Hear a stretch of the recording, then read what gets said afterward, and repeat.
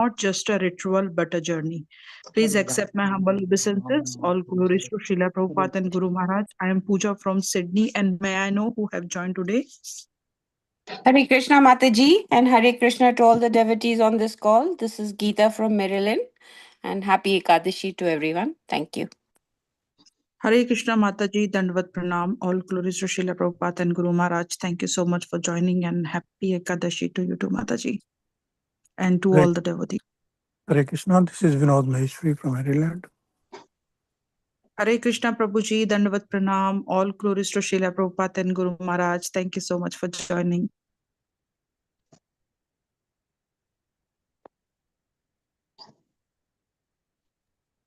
Hare Krishna Puja Mataji, Vandana Pranam to you and all the devotees on the call. Shri Prabhupada ki jai, Guru Maharaj ki jai.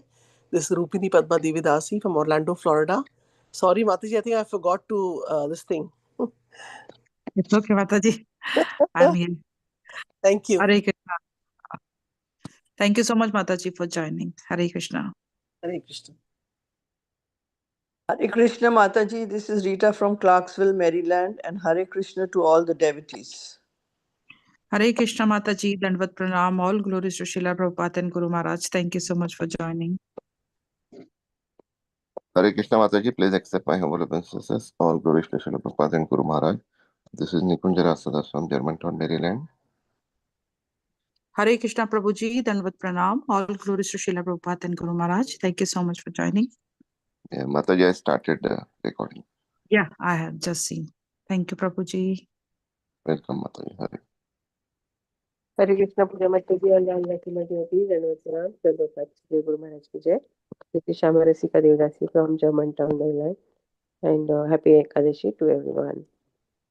Hare Krishna Mataji, Dandvat Pranam. All glories to Srila Prabhupada and Guru Maharaj. Thank you so much for joining.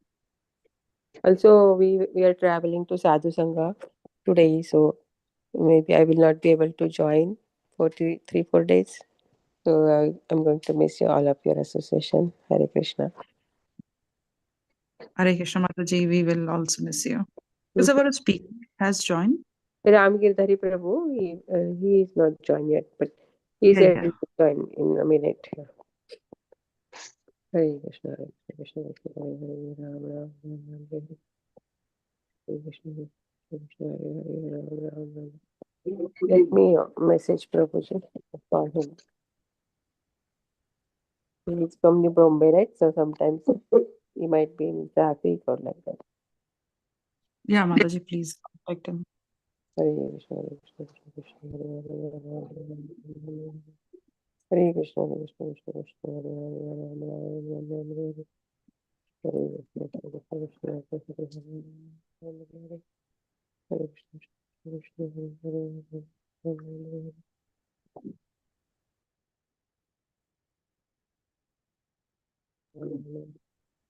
Hare Krishna, Hare Krishna, Krishna Krishna, Hare Hare. Hare Krishna, Hare Krishna, Krishna Hare Hare. Hare Krishna, Krishna Krishna, Hare Hare. Hare Krishna, Krishna Krishna, Hare Hare.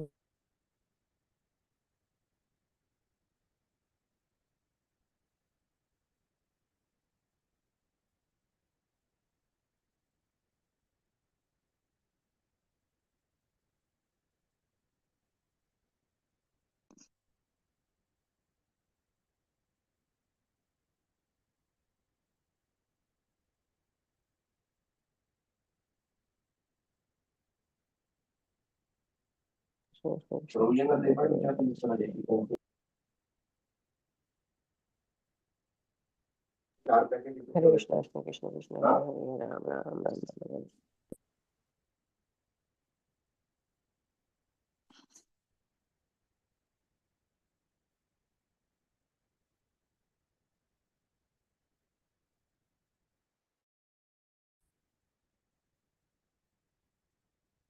Ram Ram, Ram Ram, Hare Hare, Krishna Krishna, Hare Hare. बंद करना Hare Krishna, Krishna Krishna, Hare Hare.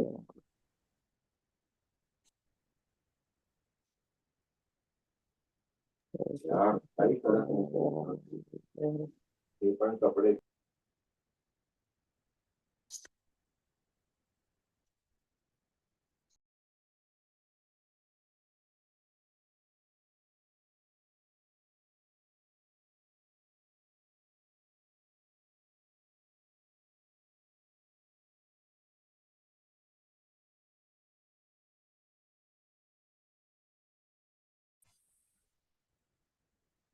Hare Krishna. Yeah, Hare Krishna, Prabhu.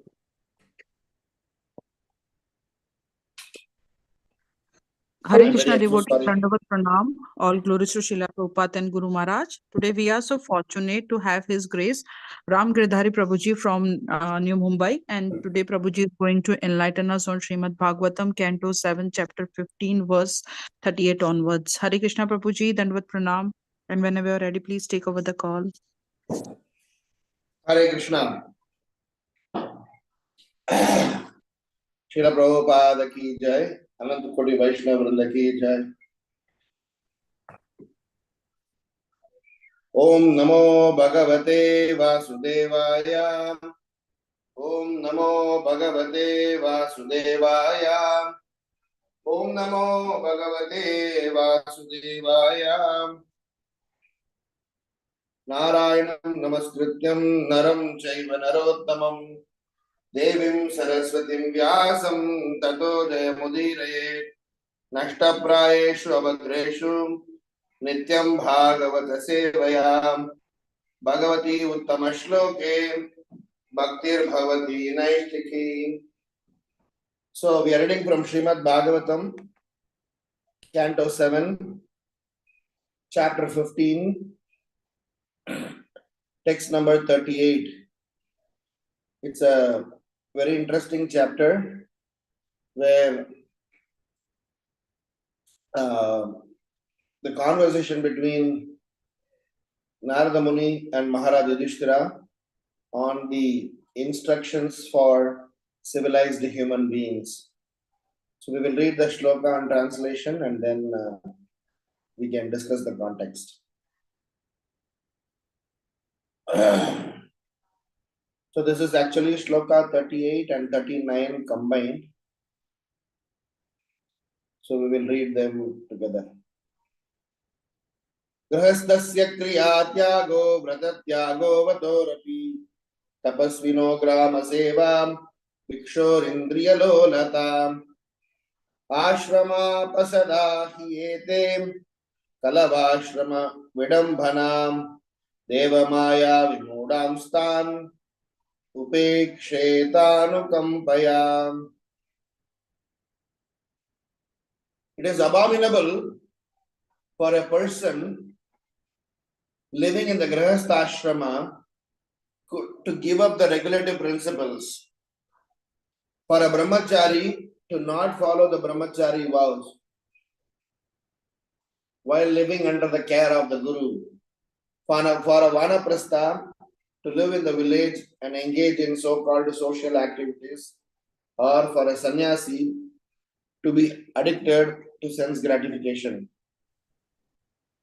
One who acts in this way is to be considered the lowest renegade. Such a pretender is bewildered by the external energy of the Supreme Personality of Godhead.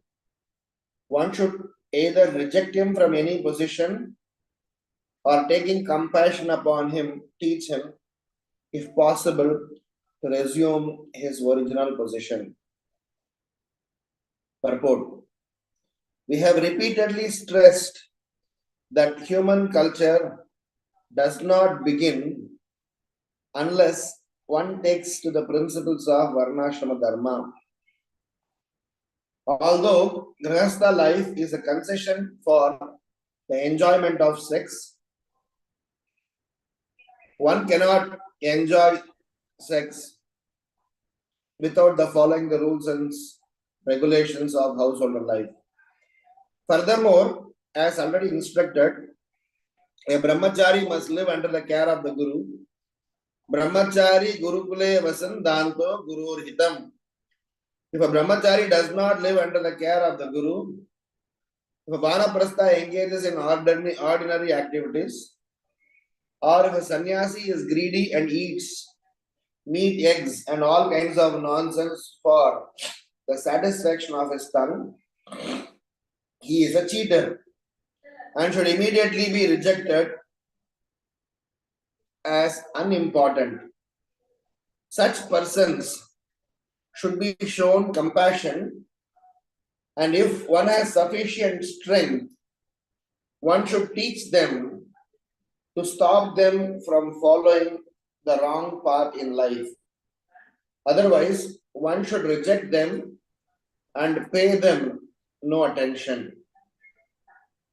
Om Ajnanatimmirandasya Jnananjanashalakaya Chakshurun Militam Yenam Tasmai Shri Gurave Namaha Namo Vishnu Padayam Krishna Preshtaya Bhutale Srimate Bhakti Vedanta Swamin Iti Namine Namaste Saraswati Deve Gauravani Pracharine Nirvisesha Sunyavadi Paschatya Deshatarine Jai Sri Krishna Chaitanya Prabhu Nityananda Shri Advaita Gadadhara Srivasadi Gaura Bhakta Vrinda Hare Krishna Krishna Krishna Hare Hare Hare Rama Rama Rama Hare Hare. Grihastasya kriya tyago vrata tyago vatorapi tapasvino grama seva bhikshor indriya lolata ashrama pashadahiyete kalavashrama vidambhanam devamaya vimudam stan upeksha tanukampayam. It is abominable for a person living in the Grihastha ashrama to give up the regulative principles, for a brahmachari not to follow brahmachari vows while living under the care of the guru, for a vanaprastha to live in the village and engage in the so-called social activities, or for a sannyasi to be addicted to sense gratification. One who acts in this way is to be considered the lowest renegade.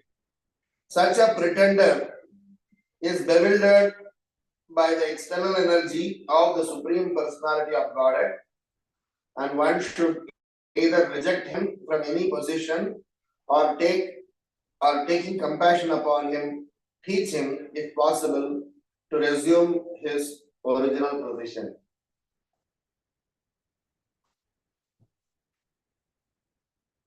Very, very direct and open instruction given by Narada Muni for all of us. In fact, today morning we had a session for some group of business people where we were discussing about community of dharmic followers. Previously in the society, following dharma was the normal norm. One need not explicitly, exclusively try to talk about that aspect.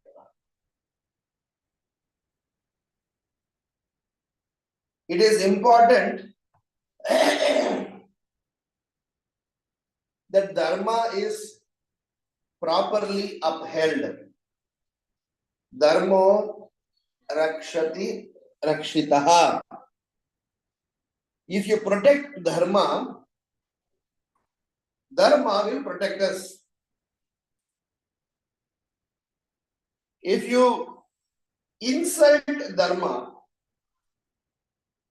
dharma will punish us. When King Vena was enthroned by the Brahmins, so King Vena was originally a notorious, not so well behaved, one who breaks all sorts of moral codes of life, but was coming in the lineage of Dhruva Maharaj. Generally, it is the worldly custom that Brahmanas enthrone the king. Even though the king is going to rule, unless Brahmanas approve somebody to become a king, you cannot appoint somebody as a king. So Brahmanas, they were very much contemplative whether to enthrone King Vena or not. They had a discussion amongst themselves, and in the process, they had concluded that because King Vena is coming in the family lineage of Maharaj Dhruva, because of the genes in the family, we should give a chance. Maybe when he is given some responsibility, he will come to terms and try to uphold Dharma. So they all discussed and finalized that they will enthrone King Vena, even though by qualification, by his character, he does not fit the bill. As feared, King Vena, when he was enthroned, he extended his notorious rascal behavior to such an extent that the praja, the people, were all very severely affected. So the Brahmanas who were responsible for enthroning him, they suddenly felt that it's such a mistake that we have done. So we will have to revert that decision. Now, by reverting this decision, there is also further challenges, because now he is a king. He has got all the power. He may misuse the power and try to snub these Brahmanas off.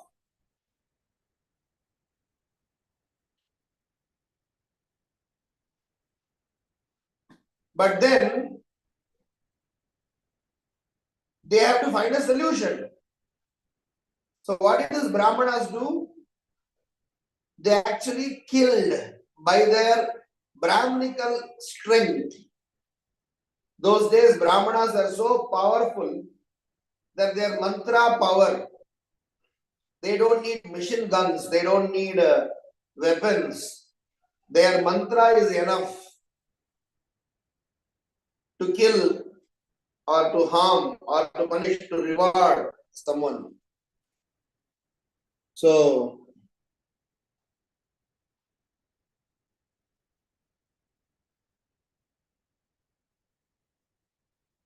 what happened was, they killed the king,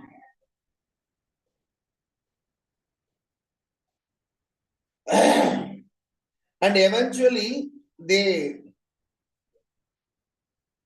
churned from his thighs and gave birth to King Prithu. The story is very interesting that for upholding dharma, for upholding righteousness, someone was punished, and at the same time, to maintain the genealogical arrangement and the sanctity of this family's genes, they gave birth to King Prithu from the same genes of King Vena, and thankfully King Prithu became a very wonderful, righteous king.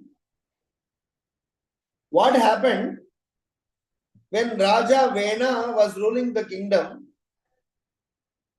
Mother Earth was very upset with the ruling of the king, that she completely stopped cooperating to support the society at large. So there was famine, there was drought, there was all sorts of shortfalls of natural resources, food grains, trees, flowers, seasons.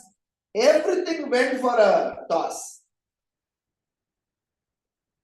So not only by King Vena's rascaldom, people suffered, people also suffered because of his natural calamity. So as soon as Raja Prithu took over the reins, he went on a tour to find out what all things are problematic and what all things are supposed to be immediately addressed. As a part of the tour, he came across the situation how Mother Earth was absolutely non-cooperative and everything was completely distraught. So Prithu Maharaj immediately challenged Mother Earth, saying that, my dear mother, what you are doing is not fair. How can you deprive all my citizens from their necessary quota of food, grains and resources? And the way Bhagavatam explains that Maharaj Prithu, he expressed his anger in such a way to challenge Mother Earth, saying, if you don't restore your natural resources, I will finish you off. Looking at the rage, anger of Maharaj Prithu, Mother Earth appeared in front of Maharaj Prithu. And she said that I am sorry that you had to be upset with me, but it was not me who behaved this way. It was your predecessor whose behavior forced me to behave in this manner. Srila Prabhupada writes a wonderful purport there. He writes that if we are disturbing the mother nature, if we misconduct ourselves, if we are not following dharma, then we will be deprived of our natural resources and rights. So much so that our existence itself will be a challenge. And Srila Prabhupada was pointing out how modern day businessmen, how modern day government, how modern day diplomats, in the form of trying to extract natural resources, they drill the ground, they burst the mountains, and they try to disrupt the natural resources and harm Mother Earth and the environment, so much so that Mother Earth gets upset and eventually the praja suffers. So in our context today, Narada Muni is very clearly telling to Maharaj Yudhishthira, and in turn to all of us, that as long as we are going to support adharmic, non-righteous activities, as long as we are not going to surrender to the lotus feet of Supreme Personality of Godhead, we will have to face the consequences. And what consequences? I'll give you a few examples. Example 1 is what I just said about Maharaj Prithu, King Vena and Mother Earth. I'll give one more example, which is about Bhishma Pitamaha's statement lying down in the arrow bed. Bhishma said, in front of your, Bhishma said this to Yudhishthira Maharaj. Incidentally, the current context, Narada Muni is telling Yudhishthira Maharaj, and even Bhishma Pitamaha was talking to Maharaj Yudhishthira, and he was telling that one of the reasons I am suffering in this arrow bed is such that I did not stop adharmic activities that was happening in front of me, and I, by my silence, indirectly supported adharma for which I am suffering. So hence, his instruction was, never take the side of adharma, and as instructed over here, he mentioned either reject that situation or fix that situation. I'll give you one more example where when we are taking the side of adharma, how much ever powerful, intelligent a person may be, he will eventually be punished. That is an example of Karna. Karna did this act of showing his loyalty. And he said that in my difficulty, Duryodhana helped me. Being loyal is considered as one of the important, glorious virtue. But this virtue is only useful if that virtue is supported by higher dharmic principles. Otherwise, material loyalty does not have any value when dharma is missing. So Krishna and Kunti Maharani went and made an offer to Karna and said, my dear Karna, you please forget about all the situation that happened in the past. Now that you know you are son of Kunti Maharani and the Pandavas are your brothers, please come this side and support dharma, so you will be able to get your position, get your self properly situated. All the childhood insults that you had will all get clarified and you will be able to walk with head held high. But Karna said, no, I will not come.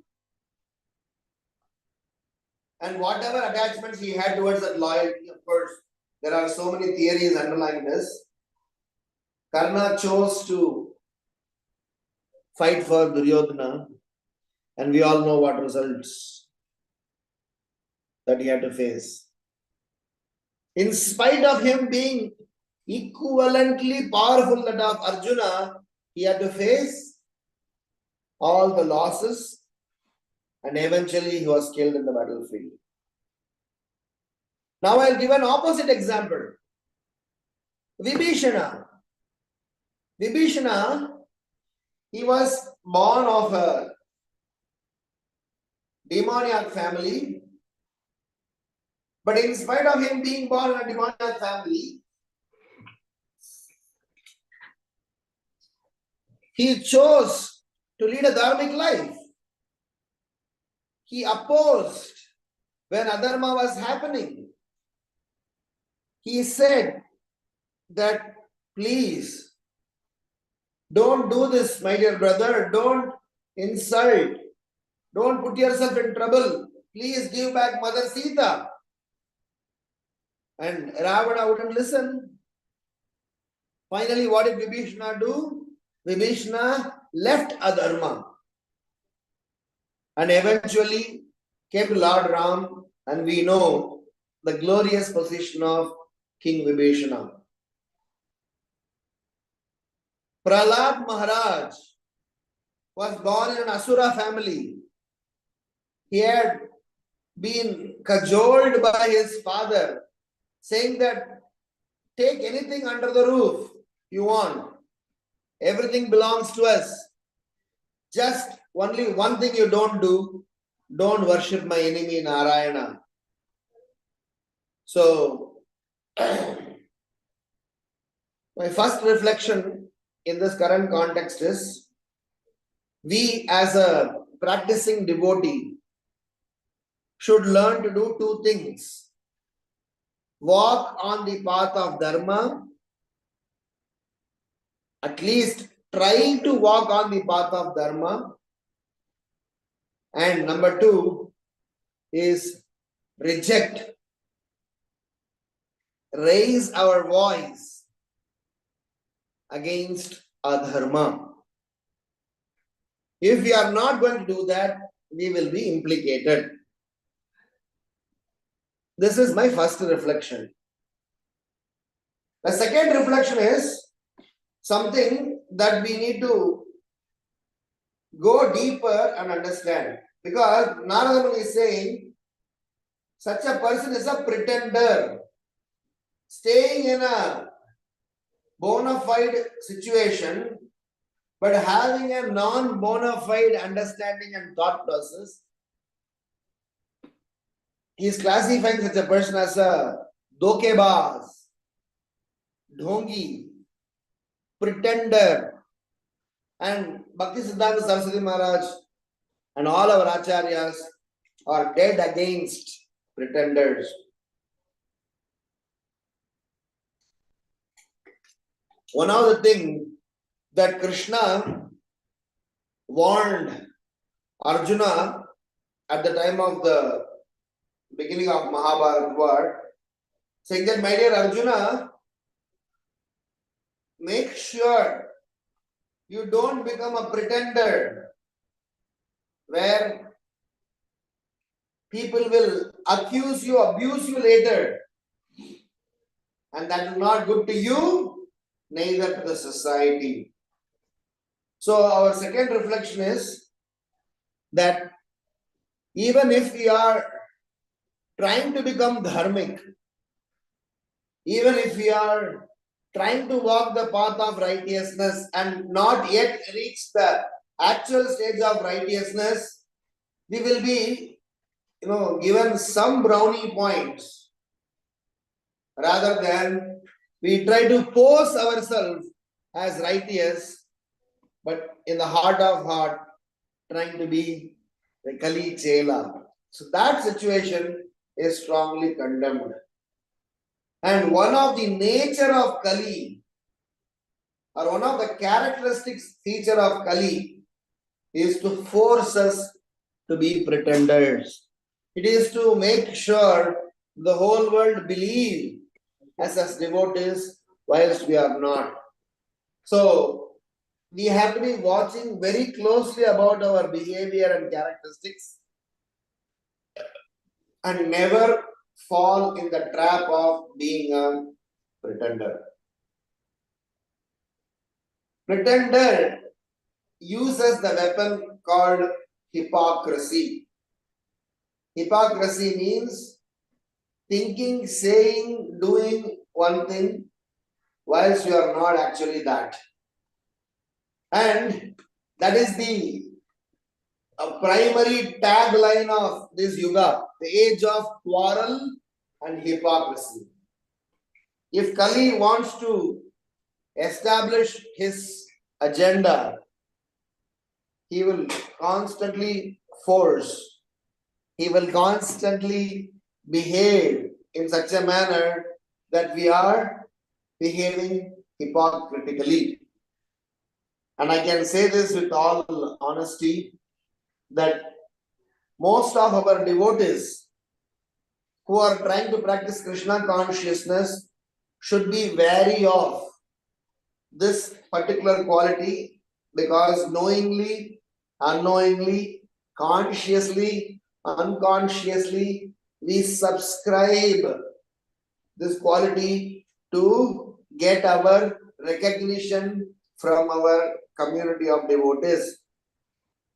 Because we do not want ourselves to be wrongly understood or lose the credibility and accolades which the society is giving us, we try to become a hypocrite, thinking that tomorrow I will fix it, tomorrow I will fix it, tomorrow I will fix it. But tomorrow never comes and tomorrow never dies. Tomorrow never comes, in the sense, those who are procrastinating and pushing this tomorrow, that tomorrow will never come. And those who are hypocrites, they will dwell on tomorrow never dies. So hence my second reflection is that somehow or other, we should not fall into the trap of pretender. It is better, Krishna is telling to Arjuna that it is better to imperfectly do your own duty rather than trying to be perfectly executing others' duty and not create any impact. So in third chapter of Bhagavad Gita, shloka number 33, 34, 35, Srila Prabhupada gives a fantastic purport. He says that a Kshatriya should learn to perform his Kshatriya responsibilities.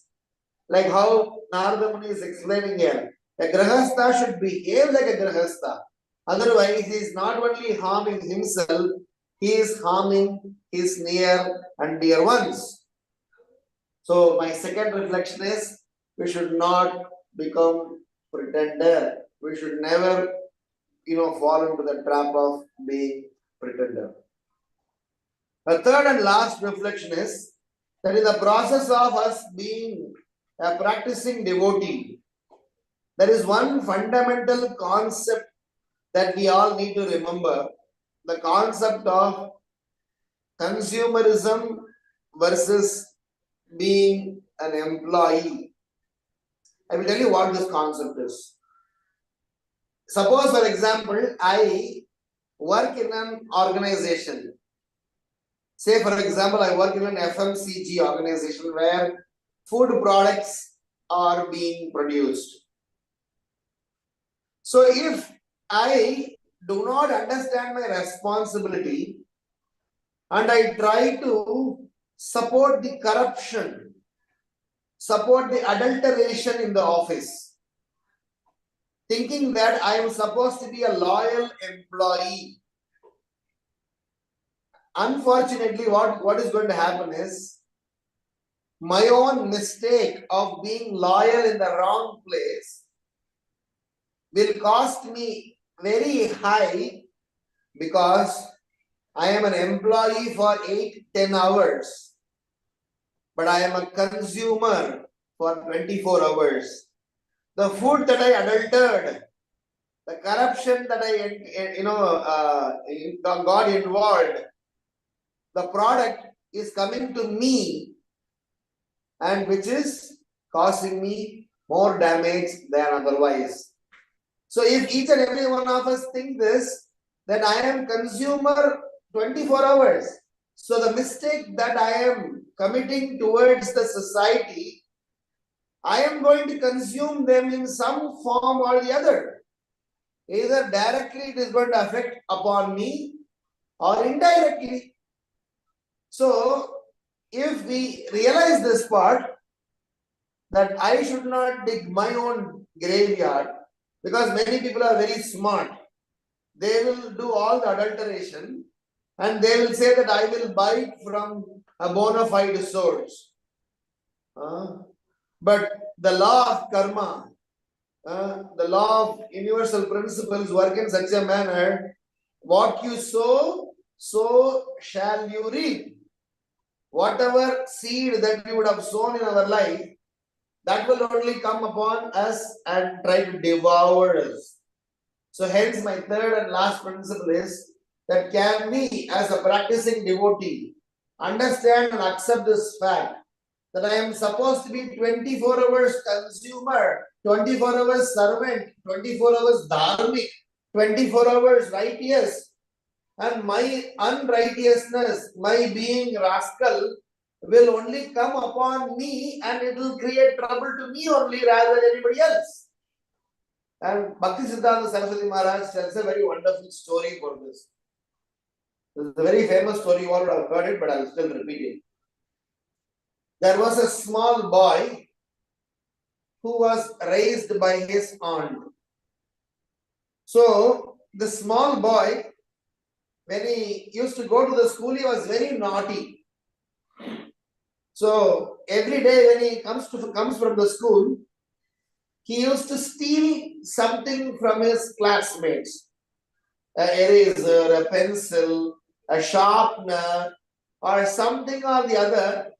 He used to steal from his friends. And at home, he used to have a laughing blast along with his aunt, saying that, you see, my dear auntie, how smartly I have, brought all these things. I have stolen this from my friends. And his aunt would also laugh along with him. And the small boy grew. The small stealing became petty thieving. So he started stealing, not just from the friends, but he started stealing money. And it kept on increasing. He became such a notorious thief. He eventually became a robber and got involved in some robbery.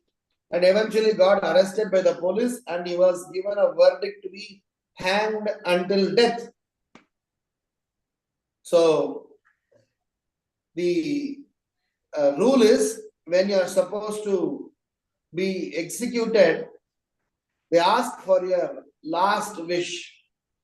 So, the court, before hanging him, he asked him, what is his last wish? He said that I would like to meet my aunt.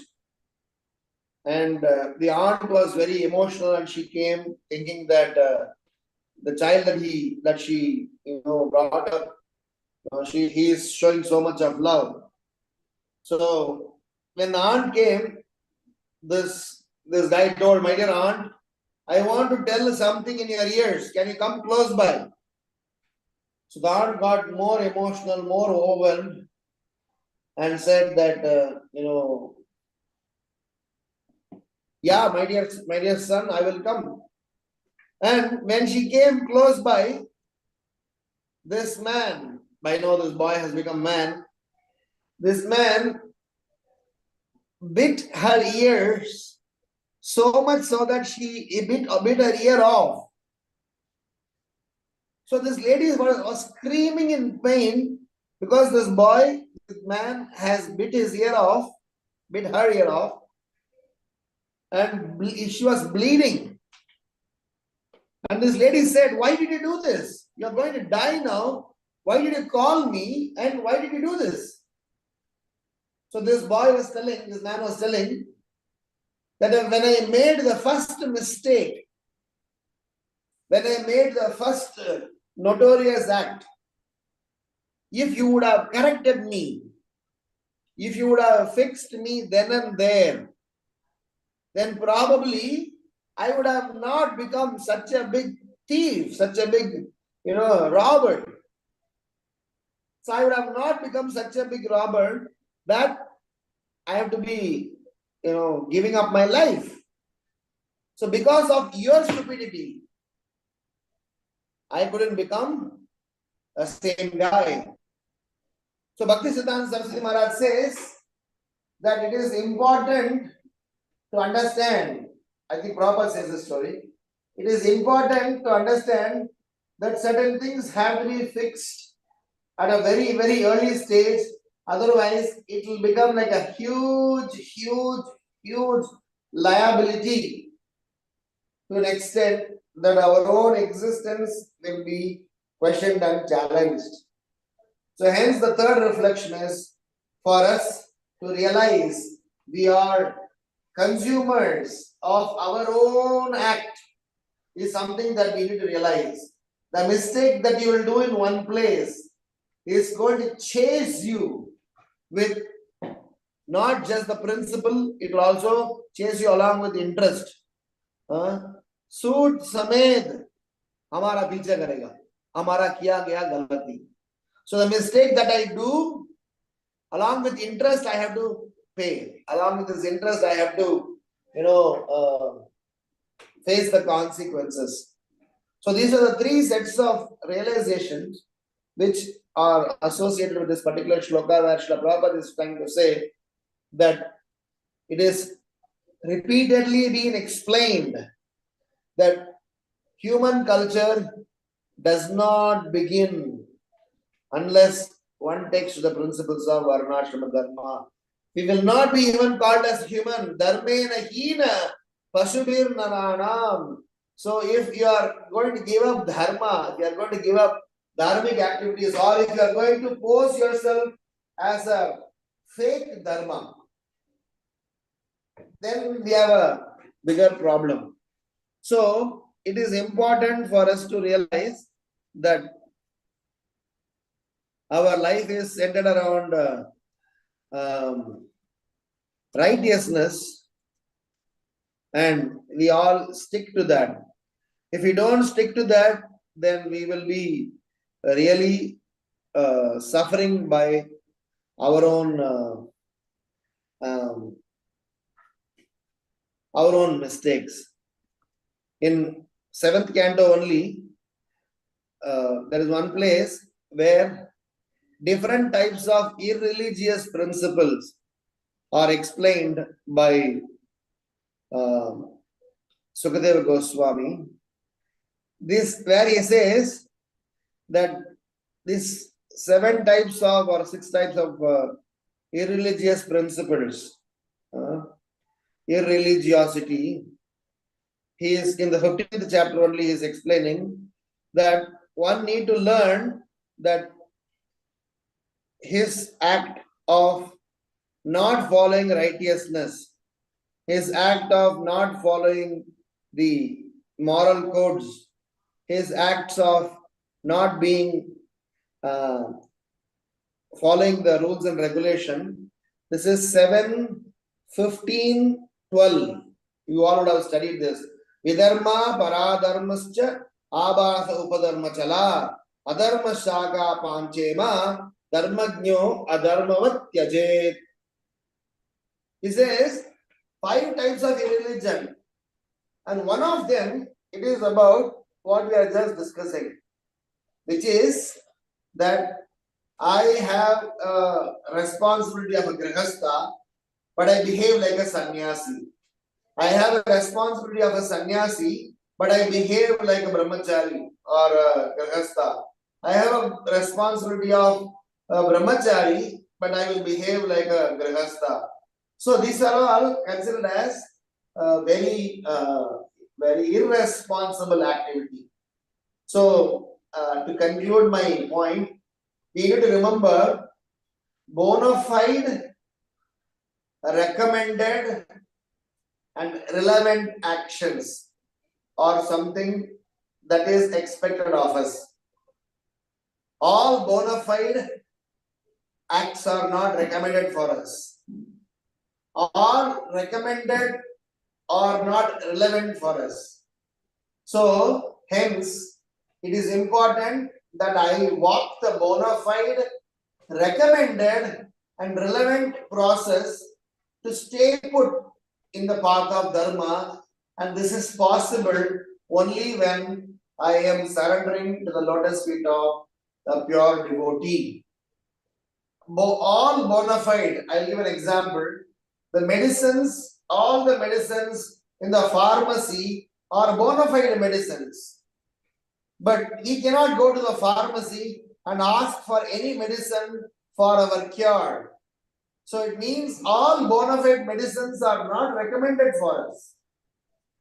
Now, all recommended medicines, right? The physician is recommending, but its relevance is only applicable when you are sick, when you have certain symptoms, when you have certain conditions, when you are of certain age group, because certain medicines, even though they are generally recommended for fever, they are not relevant for 5-year-olds. They are not relevant for 80-year-olds.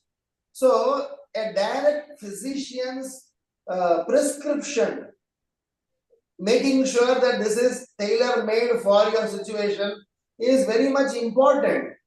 So, similarly, in our life, we need to make sure that I do not, because sometimes we get to see people following certain principles and base them on Shastras, but not applying the proper intelligence.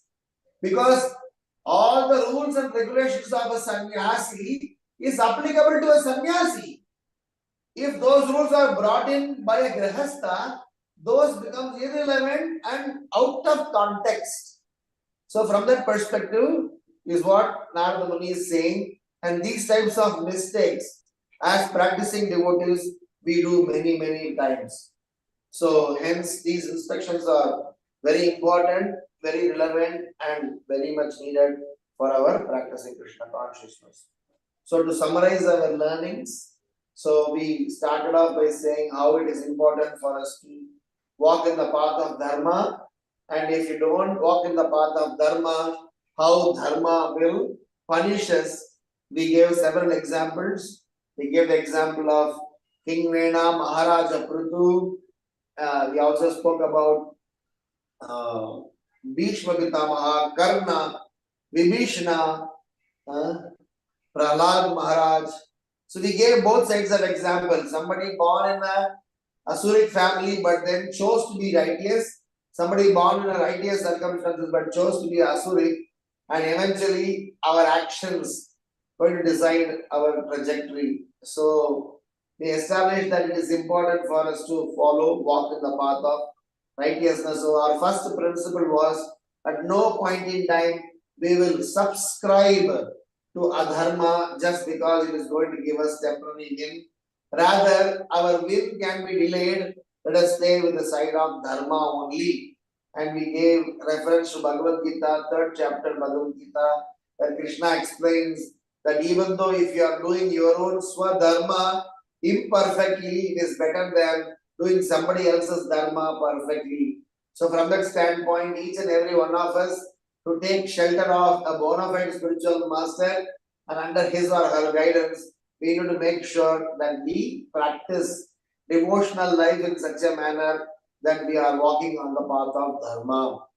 So this is the first reflection that we discussed, and then we discussed about how in our life we are supposed to be, where the different types of people are there, different types of circumstances are there, different types of behavioral patterns are there. In our life, we are supposed to be upholding. We are not supposed to be a pretender. We are supposed to uphold our spiritual values. We should not fall prey to hypocrisy. And how being a pretender is to be completely rejected, and associating with such a pretender is also dangerous. And the third reflection we discussed is about how we are consumers 24 hours than being a service provider or performing some actions. Our actions to somebody else may come upon us indirectly or directly. So realize that our own actions are going to chase us, and hence we will perform our actions based on dharmic act, based on the righteousness that we are supposed to uphold. So from that standpoint, we discussed that it is imperative that we don't need to do others' duty correctly, which is not recommended. So we made a point of how every individual may be exposed to bona fide knowledge, but bona fide knowledge is supposed to be recommended. Recommended knowledge is supposed to be made relevant to our context and circumstances, for which we need a living bona fide spiritual authority who gives us proper direction. So Narada Muni is warning here to Maharaj Yudhishthira and in turn to all of us that let us not try to support anyone who is hypocritical, anyone who is pretender, anyone who is trying to do the act of someone else. Either you can go and help him to resume back to his position or simply stay away from him, because by supporting him, you are supporting adharma. So with that note, we will end here and take up any questions or comments or reflections from this current context. Grantraj Srimad Bhagavatam ki jai, Srila Prabhupada ki jai, Nitai Gaura Premanande, Hari Hari Bol. Any questions or comments or reflections, I'll be happy to respond.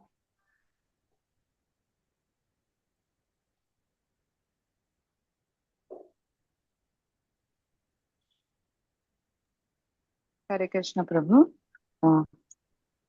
Dandavat Yes, pranams. Hare Krishna. Thank you very much for this wonderful class, Prabhu. It was so relevant.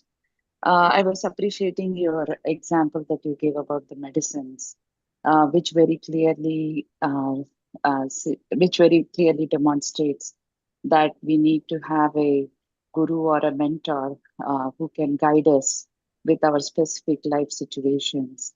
Because to me personally, as I read Bhagavatam and Prabhupada books, it looks like so many instructions are very relevant, and in my fallen state, I'm unable to follow all those instructions. But taking a proper guidance from somebody who knows me will be a good option. And that was something like with your example, it emphasizes a lot. I really appreciate that. Prabhu. Thank you very much.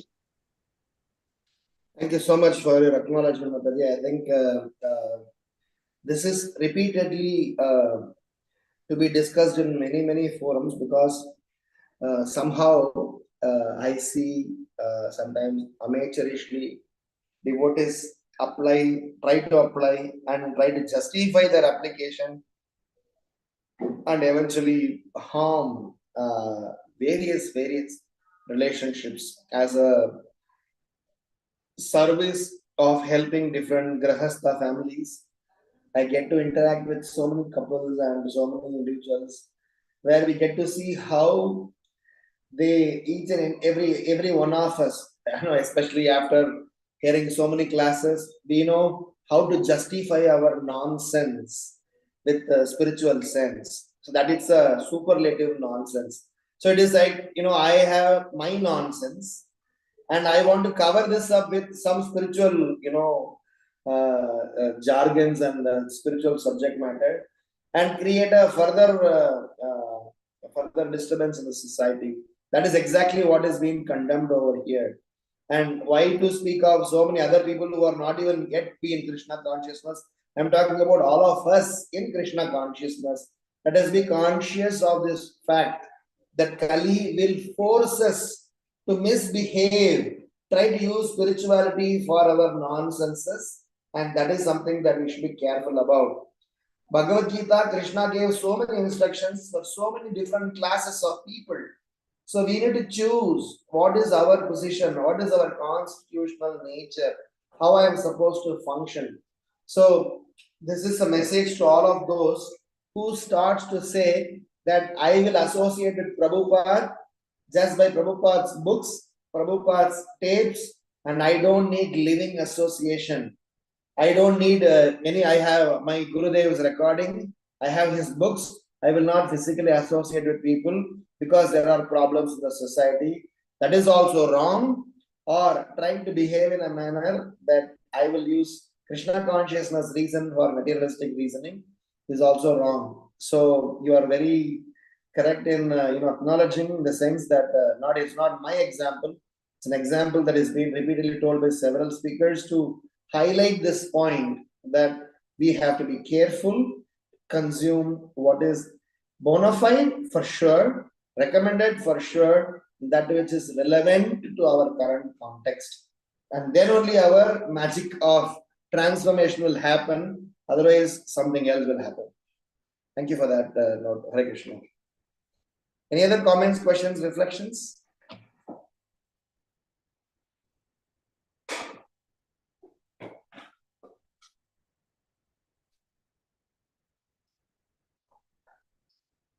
Okay, so if there are no further questions, maybe we can end the session. Thank you all so much for being part of the Sangha. And today is an Ekadashi here. So,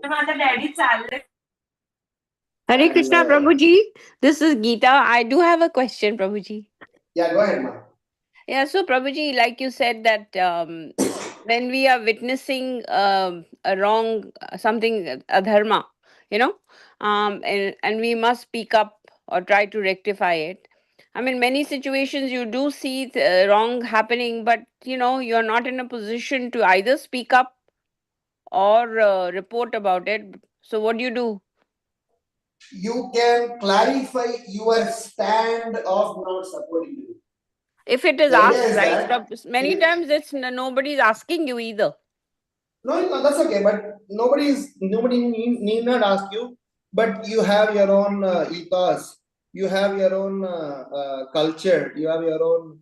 Your friends will see you. Your family will see you. Your children will see you. Your colleagues will see you. They may not ask you. They may not even know you. But they know you are a person of principles. So it is important that it is extremely important that we clarify what position I take. You cannot take position saying that I am neither supporting dharma nor supporting adharma. I will stay neutral. That is not acceptable. You have to take the position of dharma. And what is said is, if you can fix it, great. If you can't fix it, don't support by staying with that.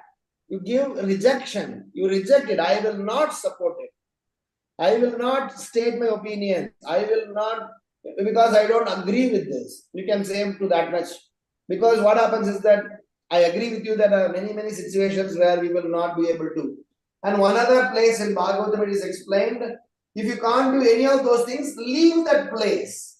You can leave that forum, you can leave that situation. Suppose, for example, the organization that you are working, you are in the middle management, working in the organization.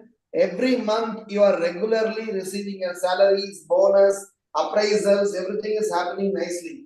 One fine day, suddenly you get to realize bona fide information that your top management is funding terrorism. What will you do? Will you continue the job thinking that you have been regularly paid, your manager is very kind, you have been looked after very nicely, or you give up your job? That is the decision that we need to learn to take. Because many times people say that I am righteous in my job. Hell with my management, whether they are selling liquor or selling tobaccos or selling drugs. How does it matter? I am dutiful to my job. This is what is called as responsibility to be taken not only towards you, towards the society at large. So this is what Bhagavatam is trying to encourage. So we need to learn to practice that. Right, Prabhuji. But here sometimes it's a gray area. Like there's a word here that we use very often called enabling. Like it may not be as strong as terrorism, but somebody who has a certain nature, and people around are not comfortable, but for peace you go along. You know. So it's not a very serious issue, but yet it is causing a lot of turbulence. But nobody speaks up because to just keep the peace, and the person who's doing it is being enabled. They don't even know that this is not right. And if somebody speaks up, then other people will toe the line also. But nobody speaks up. Right, Prabhu? So, but it's not like terrorism. It's something. It's milder, but enabling. Sure. They call that enabling. Understood. So the point is, Mataji, that let us not remain settled in that stage. Let us try to keep exploring options to create. See, the idea is that the moment we feel settled, then we come to peace with that action. And somewhere the subconscious mind, we are letting that sustain. Today, dharma did not collapse overnight. Dharma collapsed over a period in time by people misbehaving, wrongly practicing, wrongly doing certain things. Dharma is collapsing. Overnight, dharma did not collapse. Step by step, stage by stage, it collapsed. So idea is that when I come to peace, okay, boss, I cannot change it, so be it. So that is not what is expected of us. Let us be unsettled, which means keep thinking, how can I fix this? Or how can I not be part of this? How can I fix this? How can I not be part of this? How can I fix this? Today, what is minimal, small, will one day become bigger. So by you being not settled, at some point in time, you'll have either courage to fix it. Suppose tomorrow you become a senior manager in the organization. Tomorrow you come to power in the organization. On that day, very first condition you will say this: hey, no more bullying in my office. No more whatever non-vegetarian in the office or whatever that may be the case. So the idea is that being unsettled in the heart of heart is important. And also one other thing is that we need to be learning to uphold righteousness and principles in life, and that being upheld in such a spirit, the Lord helps you. I'll tell a small story. There was a ordnance factory. In that ordnance factory, the owner of the ordnance factory was a Vaishnava. So he put a rule that everyone in the factory should come with tilak to the factory. So there was a uniform that everybody should come to the factory with tilak. This factory guy, eventually the manager changed and the new manager came. And this new manager came and said that he was an atheist. He said that nobody should come to office with tilak.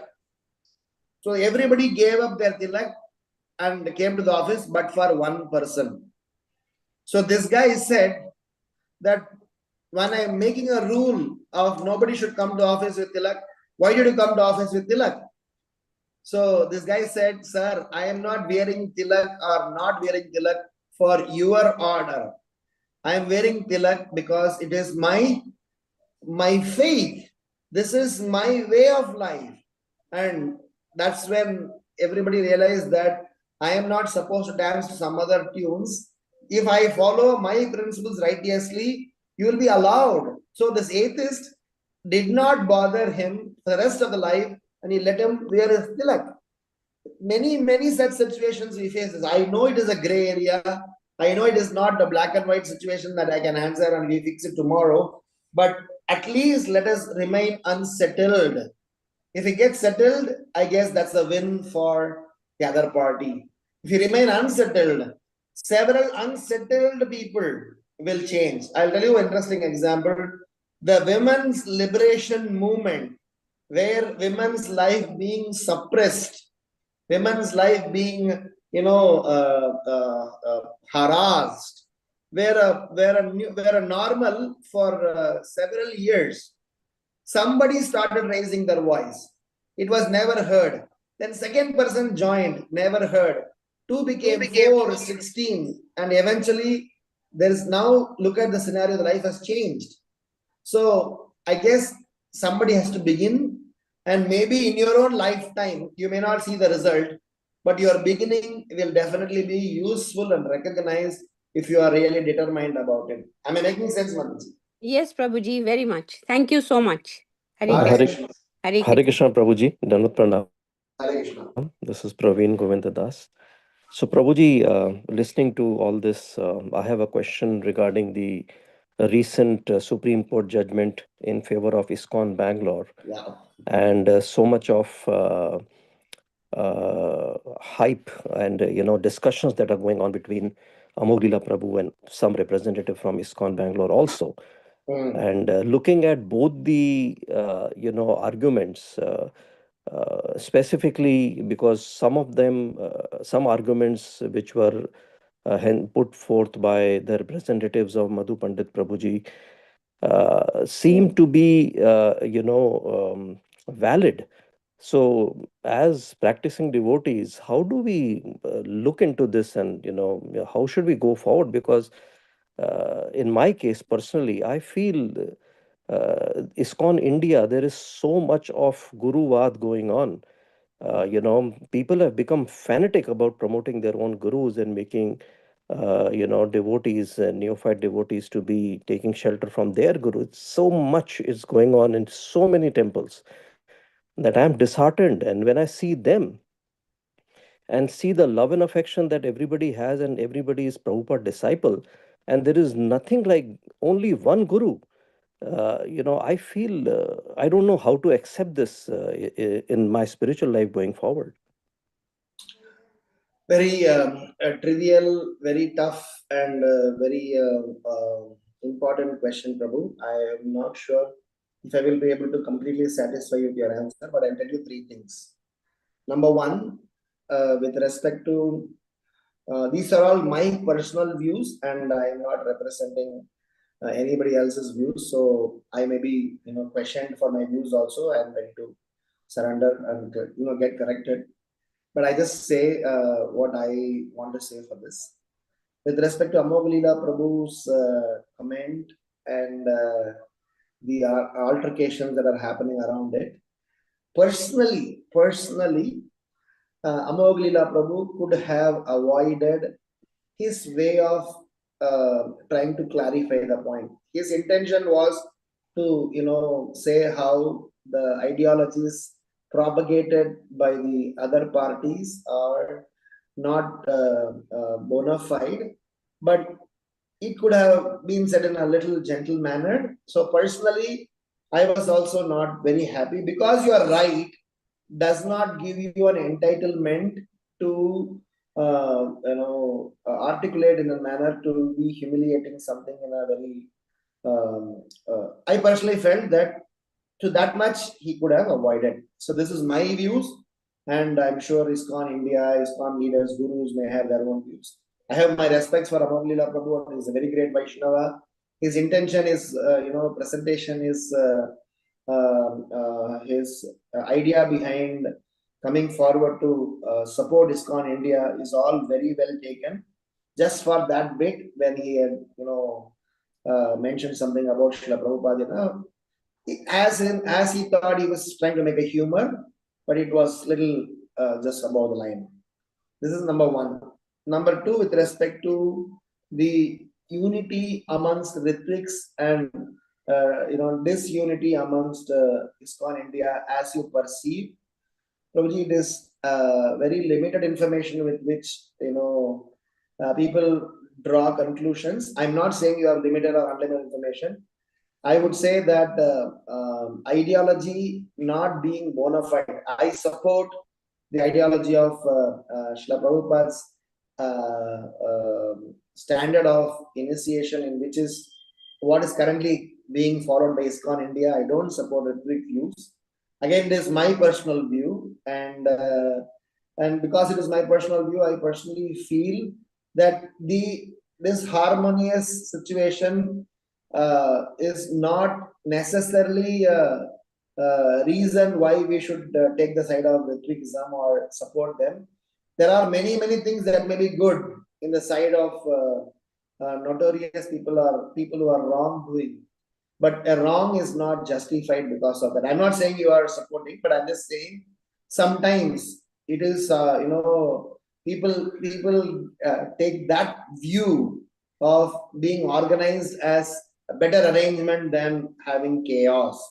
Here, agreed that there are some chaotic, or what you may call as some amateurish, some sort of disharmonious viewpoints are there, but that is still on the side of righteousness. It is like saying demons are together in their fight, whilst demigods, because of Indra's mistake, have to suffer. But please note, the Lord is with Indra, not Lord is with the demons. At some times in the history of Vedic literature, we have heard stories where demons won sometimes. The demigods were, before the Samudra Manthan pastime, in the 8th canto of Srimad Bhagavatam, if you see, that the demigods were defeated by the demons. So does that disqualify a demigod being a demigod? But does disqualify a demigod being a devotee? No. They are devotees, but they made some mistakes. So having said that, my second point is, you may be right in your observation, but should that give them more brownie points to Ritvik over Sattvic devotees? In my viewpoint, no. The third and last important thing is, it is important for all the Sattvic devotees followers to stay grounded, stay strong, stay principled, and also be well mannered. We have mistakes at our end, agreed. And our mistakes have to be corrected, agreed. But we are on the side of righteousness, so hence let us stay there and try to repent on our mistakes and correct them, rather than swinging towards the other side, looking at some external or even some organized nature of them, which is appreciated, but unfortunately they are on the side of wrongdoing. According to this philosophy that I subscribe, or what we all majority of people subscribe. Now this debate of Ritvik is right or wrong, and which way should we should the ISKCON as a whole team should work to, that is beyond our scope of, or is beyond my scope of purview, but at least this is the viewpoint that I take. So all the three are correct. Amogila Prabhu could have articulated slightly differently. Number two, we are in the side of righteousness, even though they are chaos. Number three, let us stay put in the side of righteousness and see if we can fix our chaos and focus on it, and let the bigger problem be handled by more evolved and more qualified and more empowered personalities. That's my response, Hare Krishna. Thank you so much, Prabhuji. Thank you for clarifying. It really helps. Hare Krishna. Any other thoughts, comments, questions? Okay, so maybe we can end the session now. Hare Krishna. Thank you, Prabhuji. Dandavat Pranam.